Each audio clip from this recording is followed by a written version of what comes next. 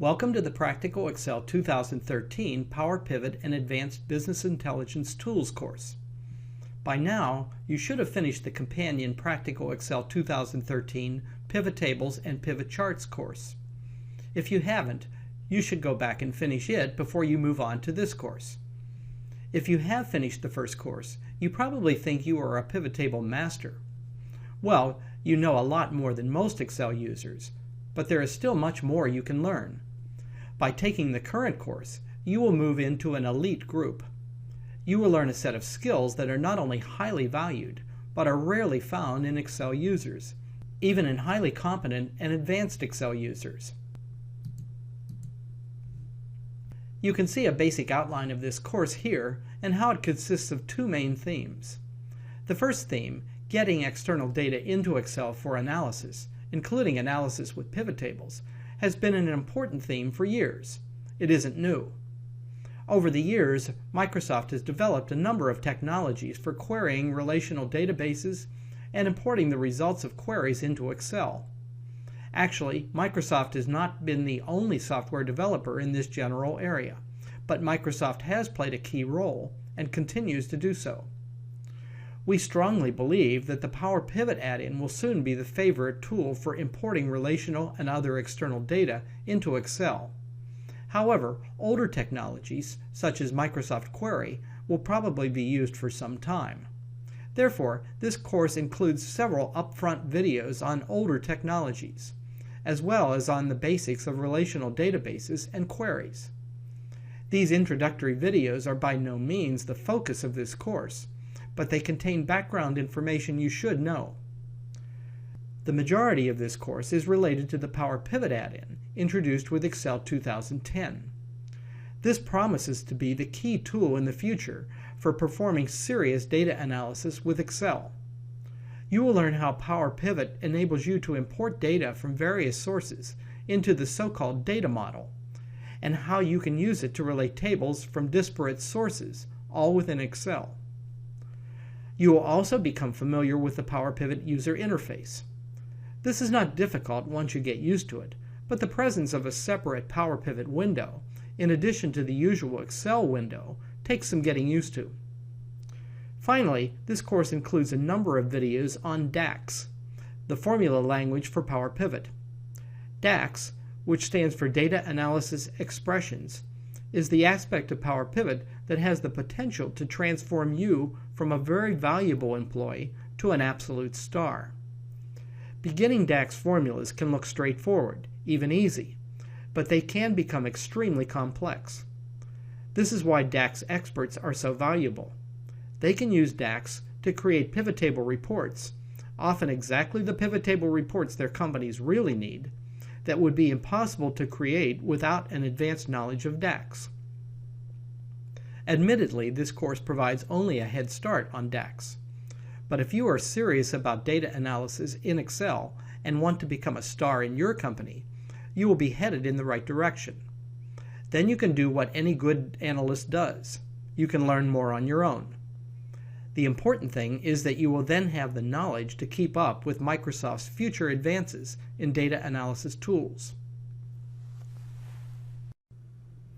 As you are well aware by now, Excel is excellent at analyzing data, either with pivot tables or with its many other tools. However, Excel isn't necessarily the best place to store data, especially large amounts of data. This is why corporate data are usually stored in relational database systems. There are many such systems. One of these is Access, which is part of Microsoft Office. Access is a desktop system, where the software itself and the databases you create with it are typically stored on your hard drive. Others, such as Microsoft SQL Server and Oracle, are server-based systems, where both the software and the databases are stored on a corporate server, and you typically need permission to gain access to them. Fortunately, all relational database systems store data in basically the same way, at least from a logical perspective, and they are all optimized to store and then retrieve data in a very efficient manner. However, these database systems aren't typically built to analyze the data. In short, they are good at storing data, and Excel is good at analyzing data. Therefore, the usual procedure is to import data from a database system into Excel for analysis. Several companion videos provide details on how to do this. The current video explains the underlying concepts behind relational databases. Actually, whole semester-long courses are devoted to this topic, but the basic concepts are fairly simple to understand. Imagine that your customers place orders for your various products, where each product is in some category. You want to store data on these orders. The key concept in relational databases is that the data should be stored in a number of separate but related tables, one table for each entity. In this case, the entities are customers, orders, products, and categories, and there will be a separate table for each of them. Actually, there will be a fifth table for line items purchased. The reason for separating the data into tables is simple. It avoids redundancy. For example, if you keep track of the address, phone number, gender, and other attributes of a given customer, this information will be stored exactly once, in a single row of the customers table.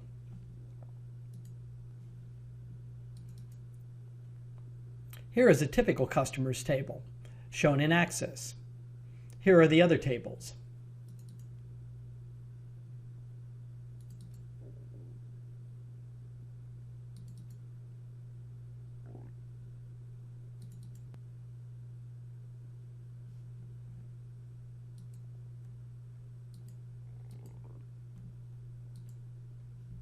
These tables need to be related in some way.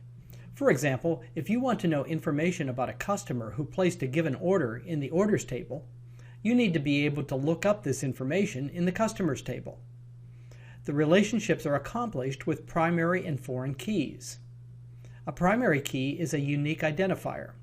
For a customer, there could be a natural primary key, like a Social Security number.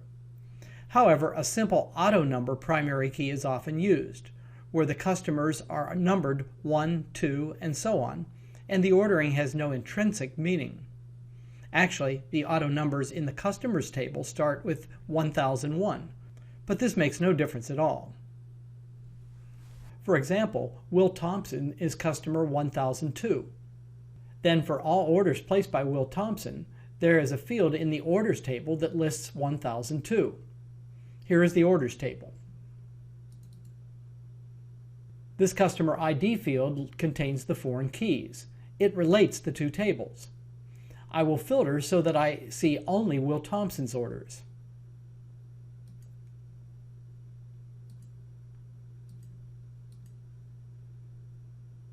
It goes both ways.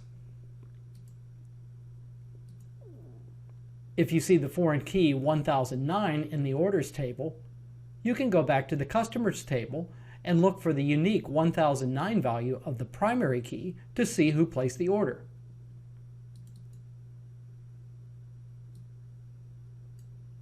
Just remember that there is no information about customers in the orders table except for their foreign keys. This avoids redundancy.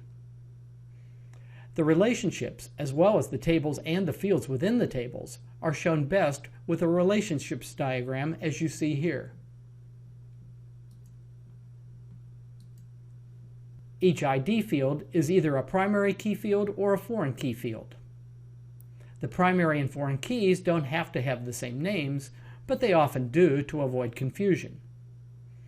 There are actually two types of relationships, many-to-one and many-to-many. In the diagram, many is represented by the infinity sign. The relationship between customers and orders is a many-to-one relationship, with orders on the many side and customers on the one side. Each order is placed by a single customer, but each customer can place many orders. A similar many-to-one relationship holds between products and categories. The relationship between products and orders, however, is a many-to-many relationship. Each order can be for many products, and each product can be part of many orders. For this type of relationship, it is common to have a so-called linking table, in this case the line items table. This is usually a long, skinny table. It often has only foreign key fields, in this case for order and product, although it can have other information about each line item, such as the quoted price and quantity ordered. It is a long table because it has a row for each product in each order. You often hear the term normalized. This simply means that the database has been broken into separate tables, one for each entity, with no redundant data. This is the form advocated by most database people because it results in efficient storage. However, to get interesting data out of the database, the tables have to be joined. For example, if you want all information about orders placed in the month of May by customer 1023 for products in category 7, all of the tables are involved, and they must be joined in some way to get the desired information. This request is called a query, which in itself is a huge topic.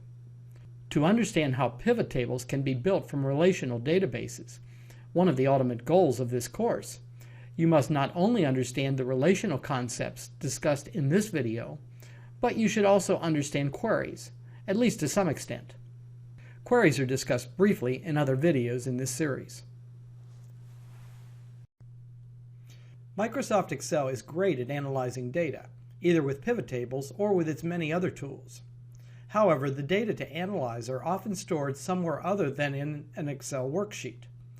The most common place to store large amounts of data is in a relational database, such as Access, SQL Server, Oracle, and others. Data can also be stored in text files, XML files, and on the web, and other sources are becoming available. Getting the required data into Excel for analysis has been a primary concern of Microsoft and other software developers for years, and the tools for doing so have evolved through the various versions of Excel. This video provides a broad view of the methods that now exist, and later videos discuss some of these methods in detail. The main tools for importing external data into Excel are found in the Get External Data group on the Data ribbon. The left three buttons indicate that you can import from Access database tables or saved queries. You can import from a web page, or at least if you're lucky, and you can import from a text file. Importing data from a text file is quite straightforward and is not discussed in this course. The From Other Sources drop-down list shows more possibilities. The first item indicates that you can import data from a SQL Server database. Actually, the last item, Microsoft Query, lets you import data from any relational database, but SQL Server is singled out because SQL Server is a Microsoft product. The second item is also specific to Microsoft, where you can import data from a SQL Server analysis services cube. You can learn about the related OLAP Cube technology in the companion video, Introduction to OLAP.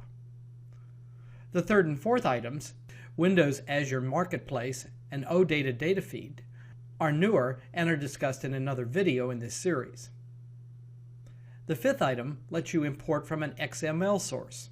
Basically, an XML source is a self-defining data set, where XML tags define the structure of the data. Although storing data in XML format is becoming increasingly common, importing from an XML source is not discussed in this course. The sixth item uses the term connection. In Excel terminology, a connection is essentially a specification of a data source. It indicates the type of source, such as Access or SQL Server, the location of the source, and possibly other information, such as a username and password for gaining access to the source. This information is typically stored in a small text file in an obscure location on your hard drive so that you can get to the data quickly. In fact, the button to the right, Existing Connections, lists known connections on your hard drive. Here is my list. Yours will almost certainly be different, or even empty.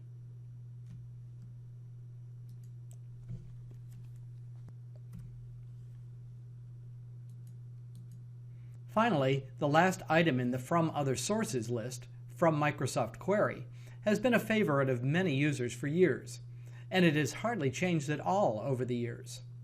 Microsoft Query is a software tool built into Microsoft Office, and it basically provides one-stop shopping for the data you want to import. You first define the data source from a wide variety of possibilities, including Access and SQL Server, and then you can use a query wizard or a graphical user interface to define a query on this source. This graphical user interface is much like in Microsoft Access.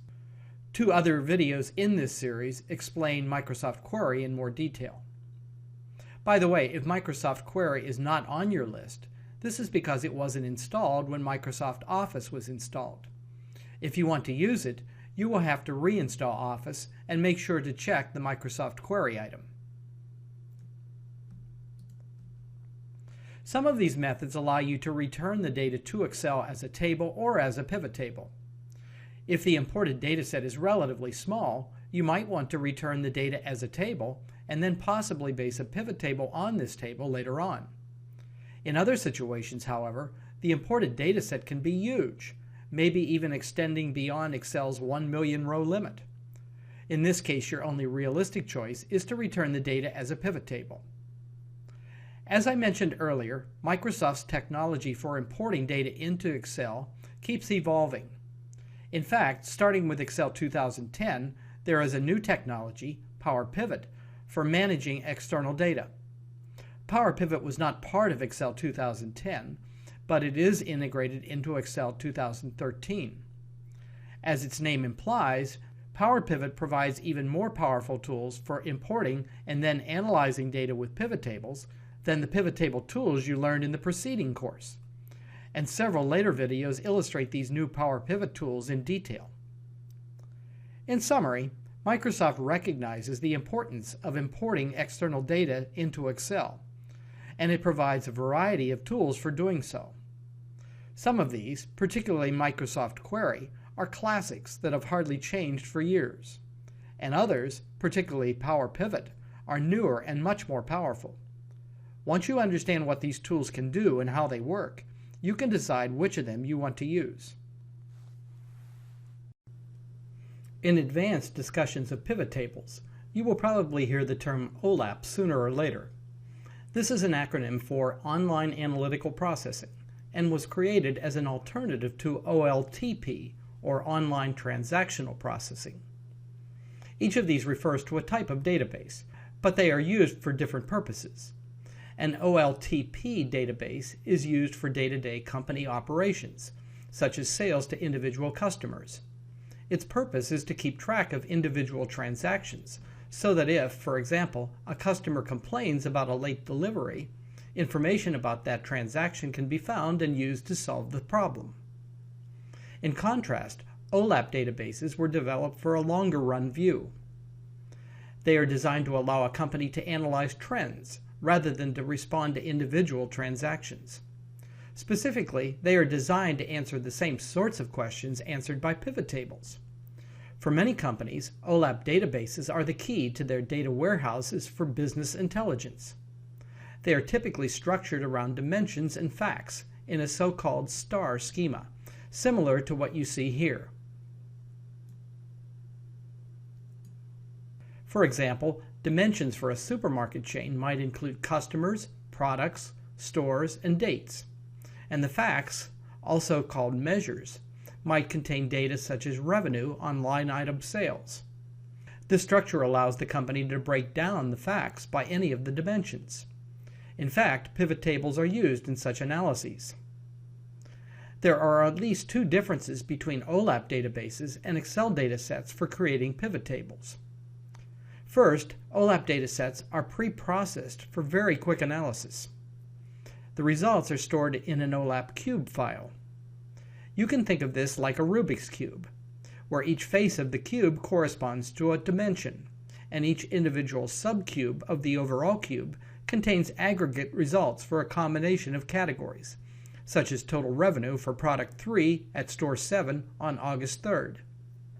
Because the aggregates have been pre-processed, you get extremely fast results when you build a typical pivot table, even though the size of the underlying database is typically huge. The other difference is the presence of hierarchies in dimensions. These hierarchies let you drill down in the pivot table. For example, the date dimension has a natural hierarchy, from year to quarter to month to day. So you could start by looking at yearly totals and eventually drill down to daily totals. As another example, The product dimension typically has a natural hierarchy, such as from product department to product category to product subcategory to individual product. Or as a third example, the store dimension might have the hierarchy continent to country to region to city. In earlier versions of Excel, you could create your own OLAP cubes. However, Microsoft discontinued this functionality in Excel 2007 and provided it instead in Analysis Services as part of its SQL Server package.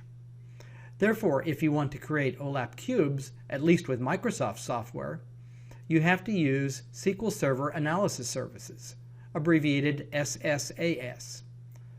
Among other things, this software allows you to create offline cubes, which you can then view in Excel with pivot tables. It's not likely that you will be doing this, but I will briefly show what it looks like. I have an offline cube called foodmart.cub with supermarket data.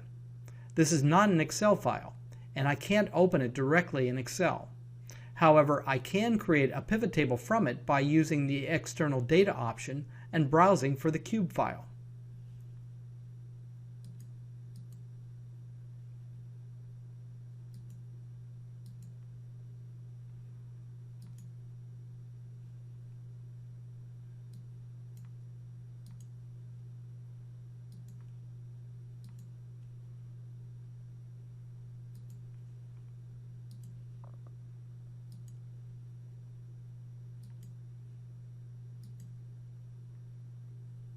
This opens a blank pivot table as usual, but the pivot table fields list looks somewhat different. The facts are in one group, and the dimensions are in groups below the facts.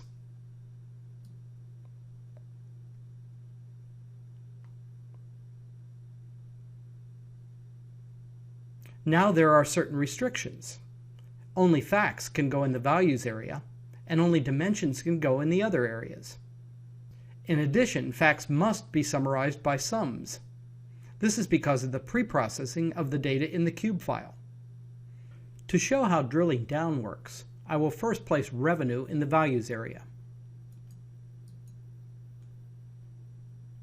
Then I will drag date YQMD, a hierarchy, to the rows area and then drill down.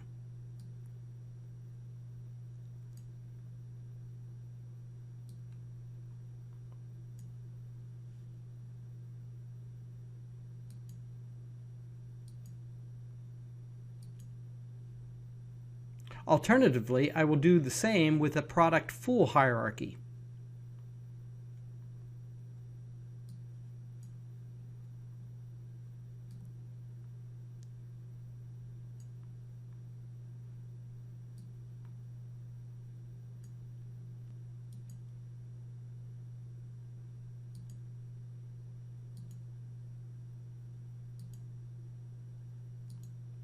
From family to department to category to subcategory to brand to product. Obviously, this ability to drill down lets a manager see the big picture or the fine details very quickly. Note that when a pivot table is based on an OLAP source, the OLAP Tools drop-down on the Pivot Table Tools Analyze ribbon is enabled. Otherwise, this drop-down is disabled. OLAP is actually a huge topic, and Microsoft is only one of many software vendors with OLAP capabilities. However, with the advent of Microsoft's Power Pivot add-in, introduced with Excel 2010 and discussed in detail in other companion videos, you can get much of the functionality of OLAP without requiring SQL Server Analysis Services or other specialized software. Actually, Power Pivot was built from the SQL Server Analysis Services OLAP technology, so under the hood they have much in common. This video discusses queries, what they are and how to create them. Queries are crucial in database operations. As discussed in the companion video, Introduction to Relational Databases, large amounts of data are typically stored in related tables of a database package, where the relationships are defined through primary and foreign keys. These tables are purposely kept separate to avoid redundancy. However, users can then ask for data from these tables by using queries.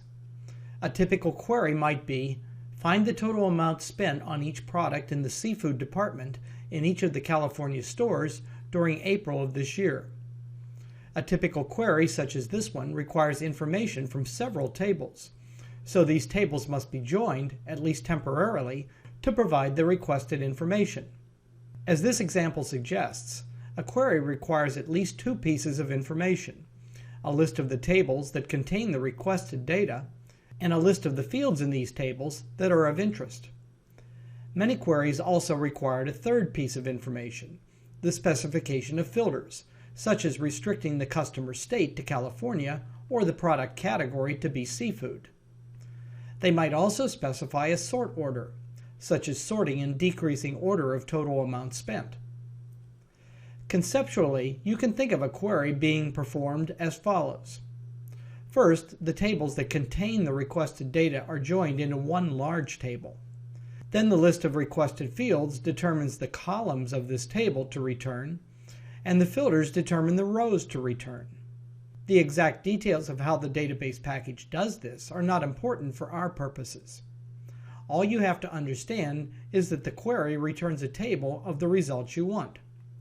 And more importantly for this course, this resulting table, which might still be huge, can be the basis for a pivot table. You should also understand how to specify a query. This is typically accomplished by one of two methods. First, many database packages have a graphical user interface. This allows you to choose the tables to include, the fields to include, the criteria for filters, and optionally a sort order. Microsoft's Access software is typical, as you see here. For illustration, I will use the famous Northwind database that has been included for demos in Access for years. Among other things, it contains the tables you see here, along with the relationships diagram for showing the relationships between the tables. It also contains a number of saved queries. It is important to realize that these queries store only the questions to be answered, that is, the query specification. They don't store the results of the query. These results aren't found until you run a query. Of course, this provides a dramatic savings in storage space. Only the data in the tables need to be stored. The query results can be found when they are needed. To see one of these queries, I will look at Design View, the graphical user interface. For example, here is the product sales for 1997 query in Design View. It requires data from 4 tables: categories, products, order details, and orders. These tables are listed in the top pane. The bottom pane lists the requested fields, those with a check mark, and the criteria line shows any requested filters. In this case, there is only one. The ship date must be in 1997. There is one other feature of this query which is quite common. There is a calculated field, product sales, created by the formula in its column. And this calculation is grouped by category name, product name, and the quarter in the ship date.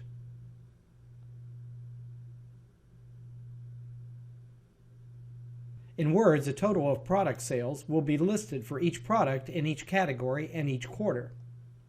I will now run this query to show the results.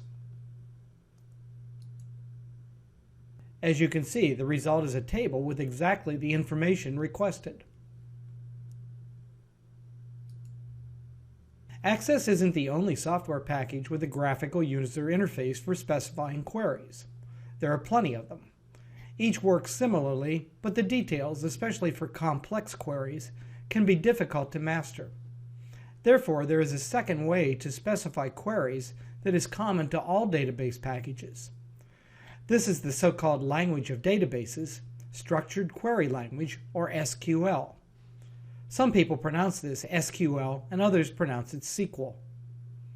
This language has been around for several decades, and it is essentially the same for all relational database packages, although there are a few differences across packages. If you plan to do much work with databases, you will need to learn SQL. Fortunately, it isn't a very difficult language to learn. Here is the SQL statement for a simple query, the current product list query.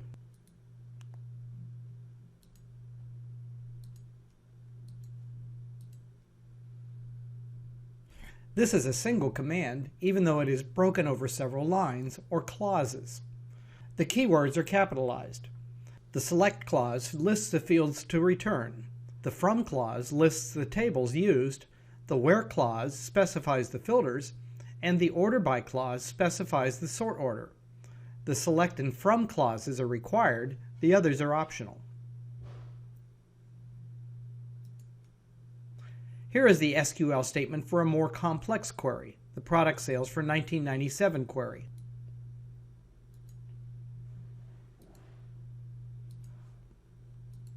Admittedly, this looks horribly complex, but it isn't really that bad if you pick it apart. In particular, notice the inner joins in the from clause.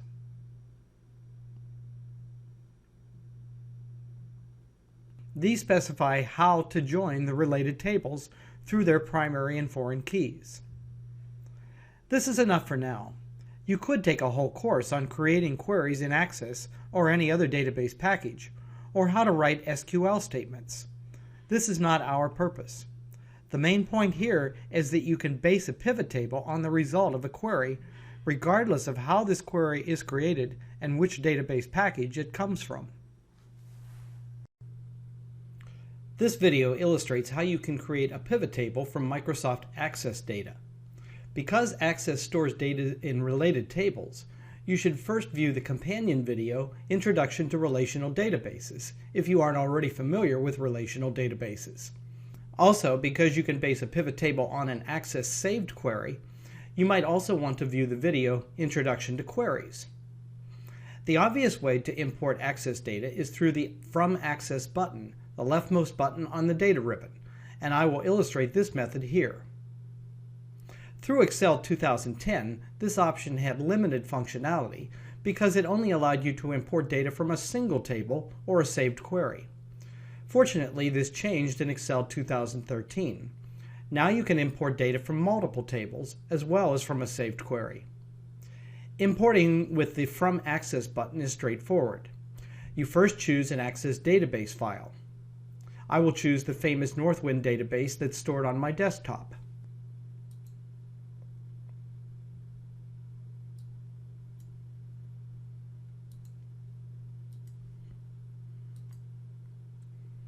This provides a list of all saved queries, those with the double square icons, and all tables, those with the single square icons. As their names suggest, the saved queries have been written to find specific information that might be of interest.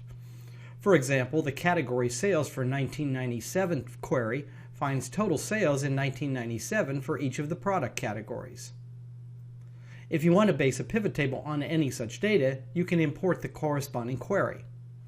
However, I will import a few related tables.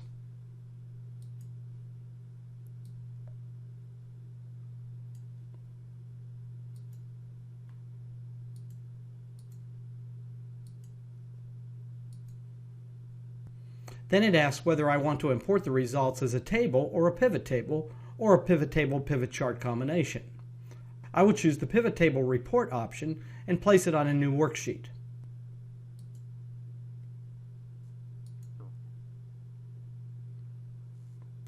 Now I have a pivot table and I can manipulate it in the usual way.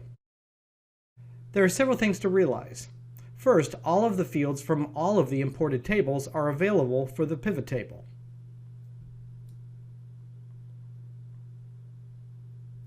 And because the table relationships that exist in Access are carried over to the import, you will get the correct results in the pivot table.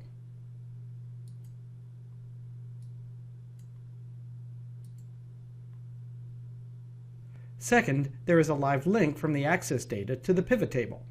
If any changes are made to the data in Access, you can click the pivot table refresh button to show the new data in the pivot table. Third, if you click the Connections button on the data ribbon, not existing connections, but connections, you see that there is a connection in the workbook.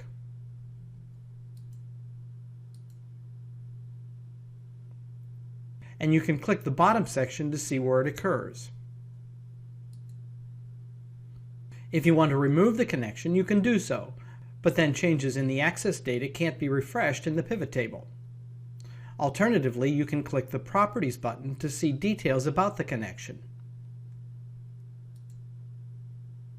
In particular, the Definition tab shows information that can often be useful.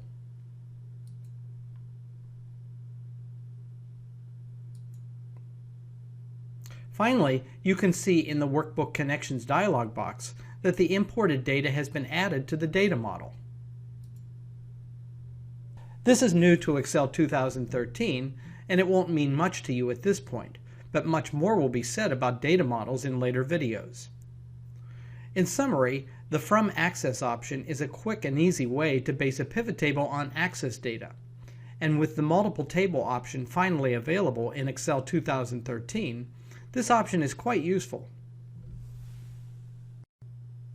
The web is a great source for data, and more data is continually being added to the web. The trick is to find the data you need and then import it into Excel for analysis with pivot tables or other Excel tools. This video discusses how you might do this, but as I will indicate, the process can be very frustrating. The problem is that all websites are different. Some allow for easy data imports into Excel, and others make it nearly impossible. Starting in Excel 2007, there is a From Web button toward the left of the data ribbon. This allows you to run web queries. When you click this button, you see a mini browser where you can enter a URL address and then click Go to visit the site.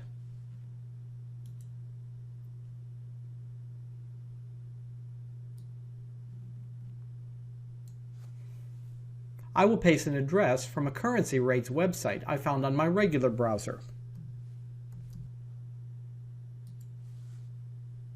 The web query tool then looks for table tags in the HTML code of the web page, and it marks these with yellow arrows. When you click any of these yellow arrows, it changes to green, and the corresponding section of the web page is then importable. Presumably, the data you might need are placed in nicely formatted tables on the web page, so these yellow arrows should lead you to useful data. Unfortunately, table tags are often used in advertisements, headings, and other parts of the web pages that have nothing to do with datasets. In other words, the yellow arrows are often irrelevant for your purposes. Worse yet, the data you do need are often not surrounded by table tags, so the yellow arrows don't appear for such data. In my experience, this is becoming more common, not less common. Besides, annoying error messages often appear like the one you see here. I have no idea what causes them. In any case, I will try importing some currency rates.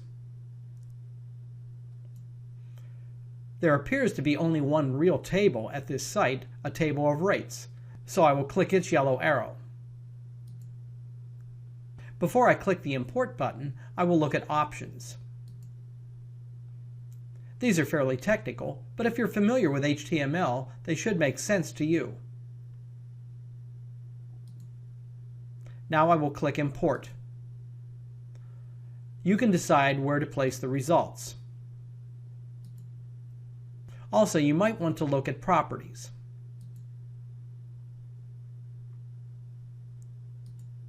By the way, there is no option to import the data as a table or a pivot table.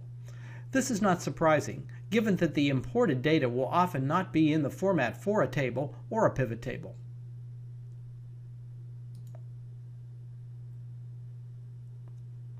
Here are the results. In this case, the results are listed nicely. In many web imports, however, there will be extraneous headings or other junk you will want to delete. Note from the Connections button on the data ribbon that there is a live connection. This is useful for data such as currency rates or stock prices, where the data are constantly changing. In this case, I can click the Refresh All button to obtain the most recent rates.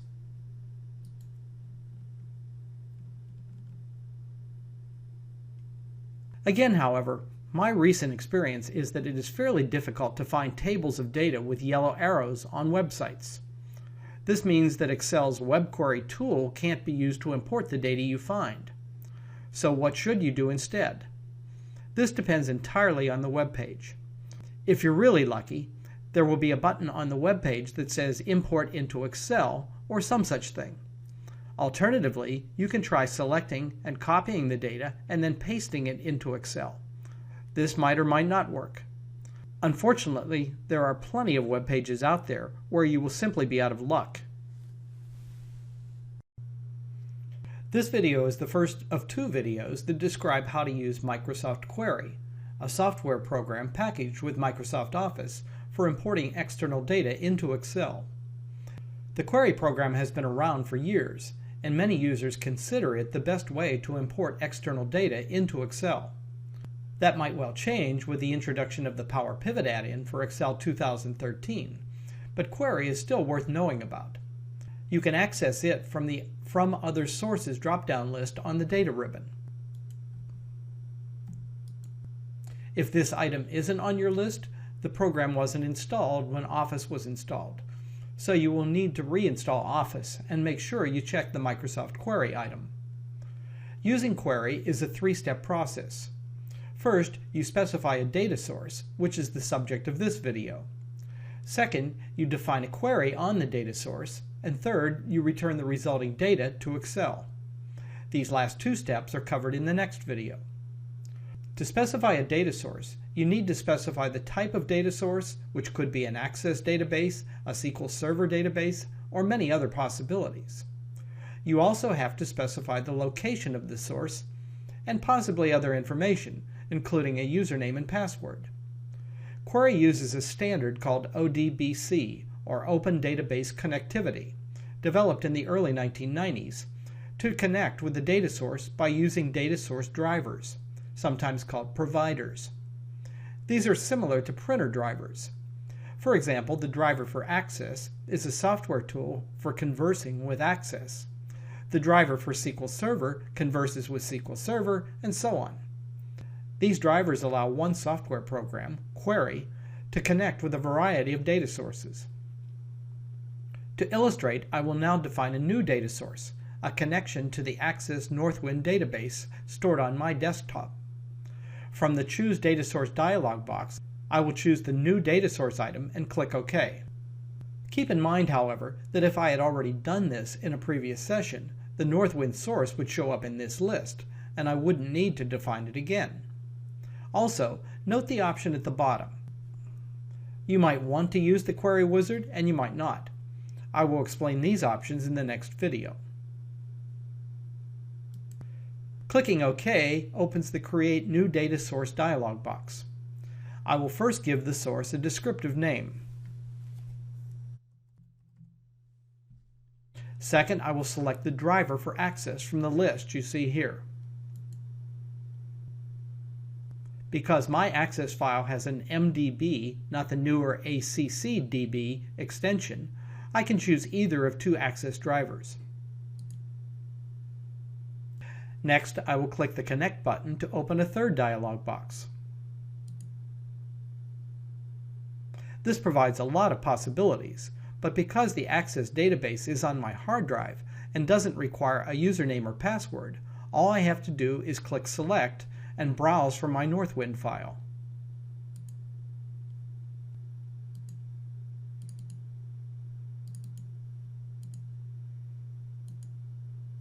Now I can back out by clicking OK a couple times.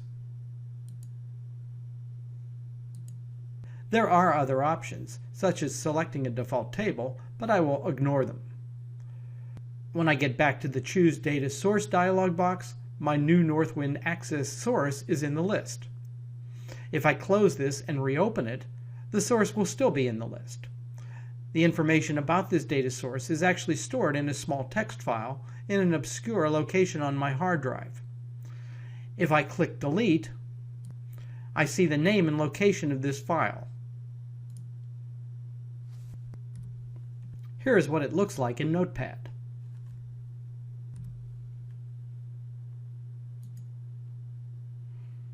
The procedure I just described changes depending on the type of data source. For example, suppose there is a Northwind database on a SQL Server system. I will try the same steps as before, specifying a SQL Server driver.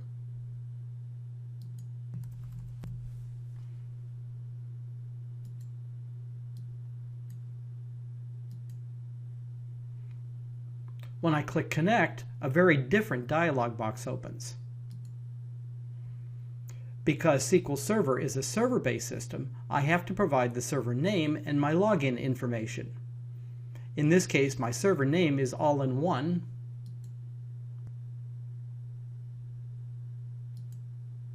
and I'm using Windows authentication, so I check the Trusted Connection option. I will click Options and choose the Northwind database.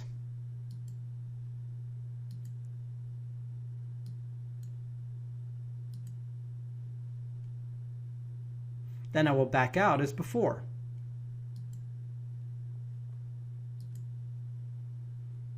As you can see, I now have a second Northwind source. There are two other options I will mention briefly.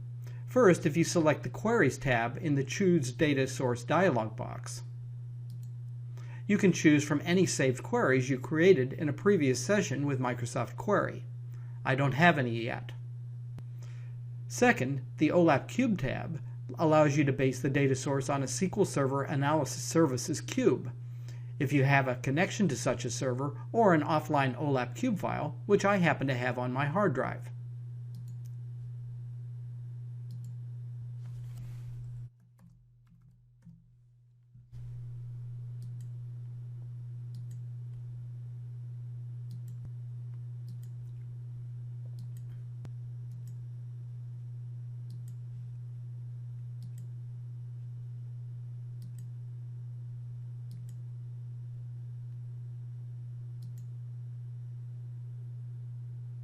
In this case, I can return the results immediately to Excel as a pivot table. In summary, this video has gotten you to the point where you have defined at least one data source. The next step, discussed in the next video, is to click OK and define a query on the data source. This video starts where the previous Microsoft Query video left off, so you should watch that video first if you haven't already done so. By now, a data source for the Access Northwind database has been defined, and it is in the list of known sources in Query's Choose Data Source dialog box.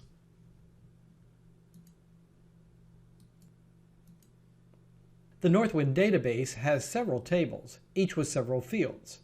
You might not want to return all of the Northwind data to Excel as the basis for a pivot table, so this video explains how you can create a query in Microsoft Query that returns exactly the data you need. You have two options. You can either use the Query Wizard or you can use Query's graphical user interface, similar to the query interface in Access. I recommend the Query Wizard for fairly simple queries and the graphical user interface for more complex queries. The latter is more difficult to use, but it gives you more control. I will first illustrate the Query Wizard.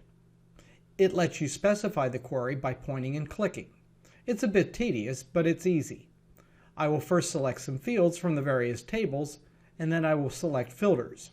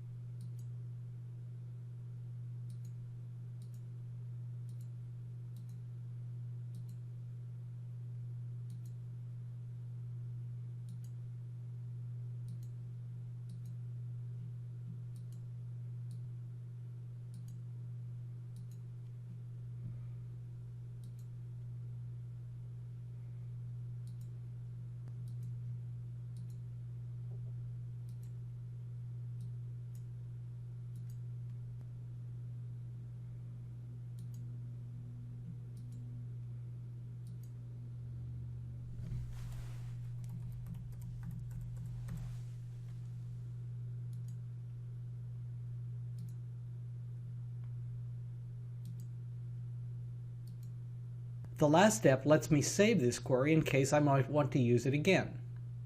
Then I can either return the data to Excel or first view the query in Microsoft Query. For now, I'll just return the data to Excel. I have several options on how to return the data. If I choose the Pivot Table Report option, I will get a blank pivot table, which I can manipulate in the usual ways. However, I'll postpone this for now. Next, I will illustrate the graphical user interface.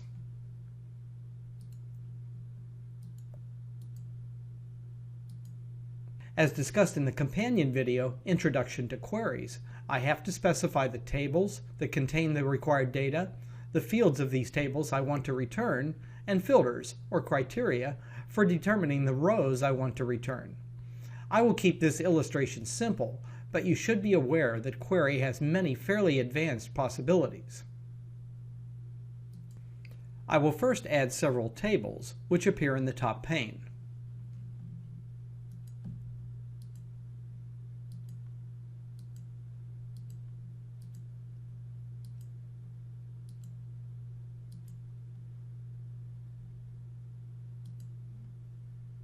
Next, I will double-click fields of interest from these tables. These fields appear in the bottom pane.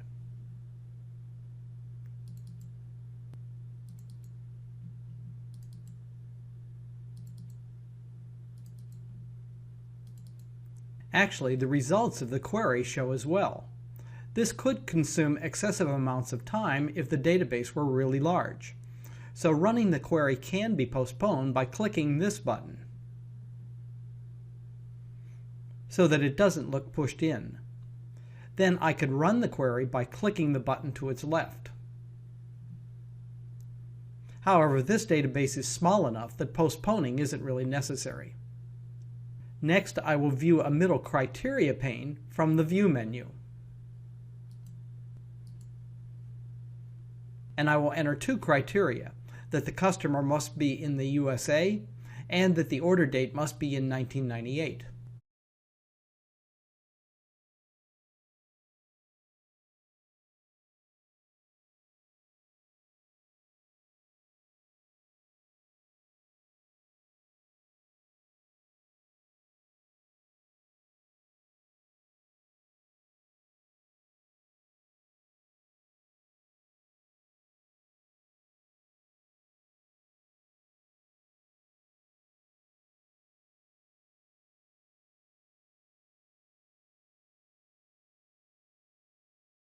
As you can see, the syntax requires single quotes around literal text and pound signs around literal dates, but Query provides these for me.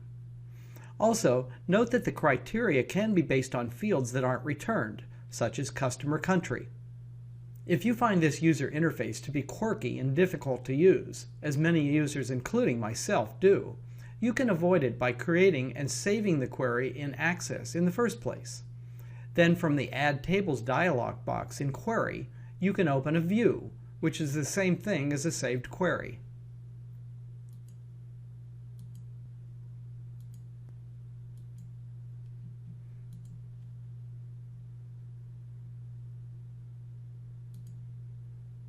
In any case, once the query has been defined, I can return the data to Excel by selecting the bottom item on the File menu. This provides the same choices you saw earlier. I will choose a Pivot Table Report on a new worksheet.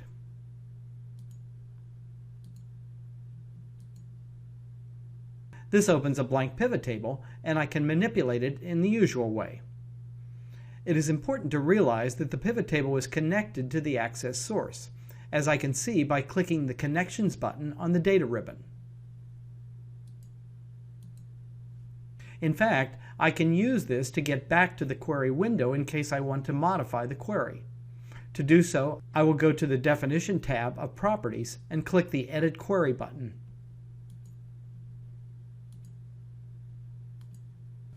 For illustration, I will now use the Records menu to add a calculated field, Revenue.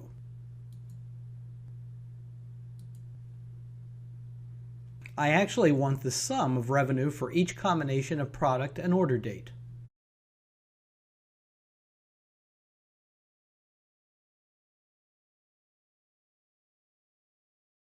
I have already composed the required formula in Notepad, which I will copy and paste.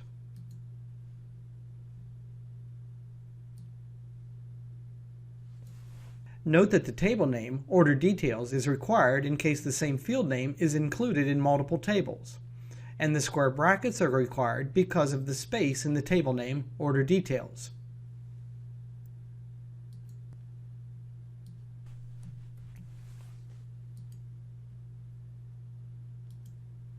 There is revenue. Now when I return the data to Excel, I am taken back to the Connection Properties window.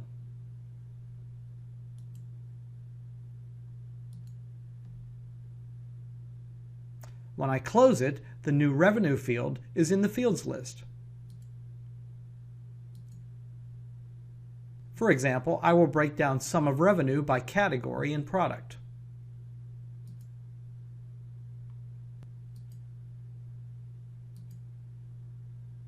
In summary, you can accomplish a lot with Microsoft Query, but it is fairly old technology and it is not very user-friendly. Once you learn the newer Power Pivot add-in, as described in other videos in this series, you will probably agree that it is more powerful and easier to use.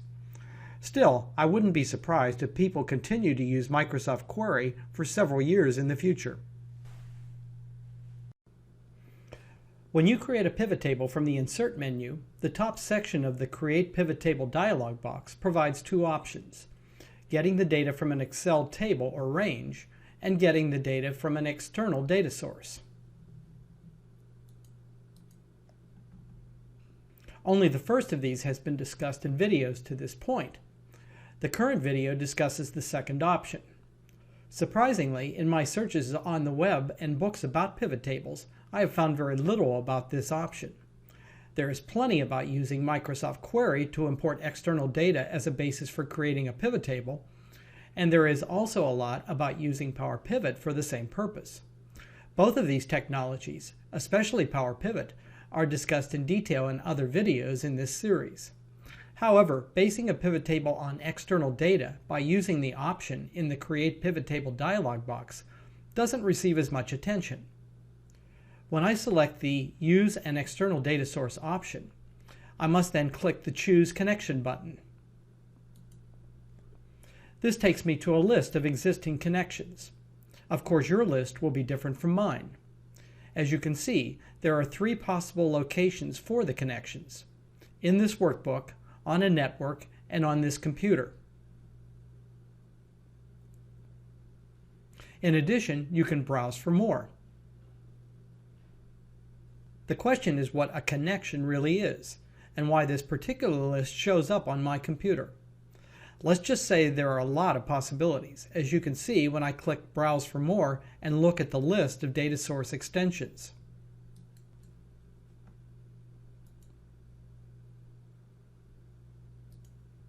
There are 2 basic types of connections. First, a connection can be to a data source itself, such as an Access stored query in an MDB file, a SQL Server database table, or even a table in an Excel file. Alternatively, a connection can be to a small text file in some obscure folder on your hard drive that contains information about the data source and points to it. These small connection files can have various extensions, including the extension ODC, which stands for Office Data Connection, DSN, which stands for Database Source Name, and IQY or OQY, where the QY stands for Query. You don't have to understand the contents of these files or even look up them, but you should realize that they include information about your existing connections. Where do these text files come from in the first place? Note in the Existing Connections dialog box, when I click Browse for More, there is a New Source button.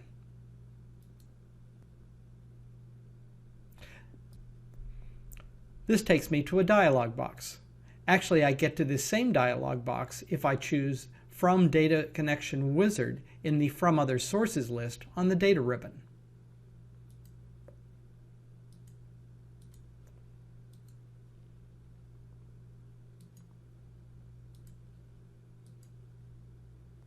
From here, I can select a source type and then specify information about the source. This information is then stored in a small text file on my hard drive, and the connection shows up in my list of connections from then on, so that I don't have to re-specify the information about the data source each time I want to use it. Again, the number of possibilities is quite large, but I will conclude this video by providing two typical examples. In the first, I will base a pivot table on an existing connection in my list.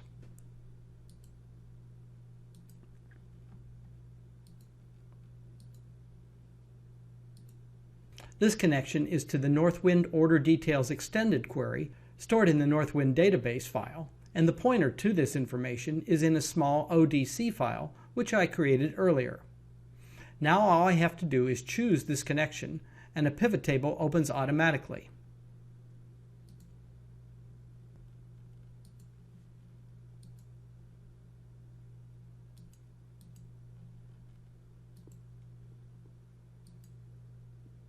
Then I could drag fields to the pivot table in the usual way. Also note that when I click the Connections button on the data ribbon, I see the connection. And if I look at the Definition tab in the Properties dialog box, I can see the name of the query.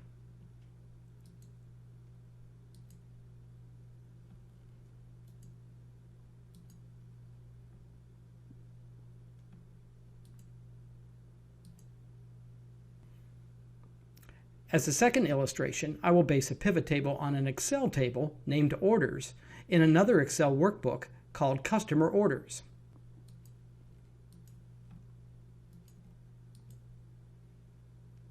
This time there is no existing connection to the data source in my list, so I will have to browse for the file and then choose the table for the source.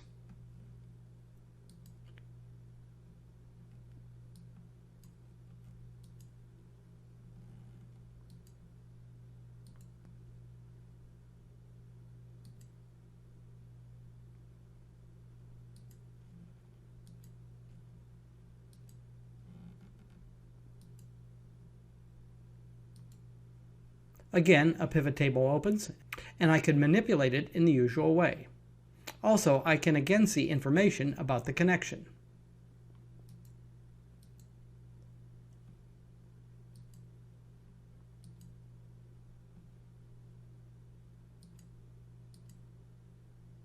In summary, if you want to base a pivot table on external data, and you want to do this from the Create Pivot Table dialog box, as opposed to using Microsoft Query or Power Pivot, for example, you will either have to choose an existing connection you have already set up, or you will have to locate a new data source. The possibilities are almost limitless, so you will have to experiment.